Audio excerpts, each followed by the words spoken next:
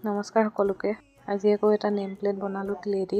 এনেদৰে ক্লেখিনি মিক্স কৰি লৈ পেলাই এনেকৈ আঠা লগাই ক্লেখিনি লগাই দিলোঁ আৰু ক্লেখিনি লগাই এনেদৰে স্কেলে সমান কৰি দি এনেকৈ কাটি কাটি ডিজাইন বনাই দিলোঁ। তাৰপৰা বনাই হৈ গ'ল। এতিয়া ৰং কৰিছোঁ আৰু ইয়াত বেঙুনীয়া ৰং কৰিছোঁ। বেঙুনীয়াটো মানে লাইট কৰিবলৈ মই বগা মিক্স কৰি পেলাই লগাইছোঁ, লাইট বেঙুনীয়া দিবলৈ। তাৰপিছত ইয়াত পদুম ফুল দিলোঁ। তাৰপিছত মাজত মিৰৰ লগাই দিছোঁ। এইটো মই নিজৰ কাৰণেই বনাইছিলোঁ বাৰু, আৰু আপোনালোকক যদি এনেকুৱা নেম প্লেট লাগে তেনেহ'লে মোক কণ্টেক্ট কৰিব।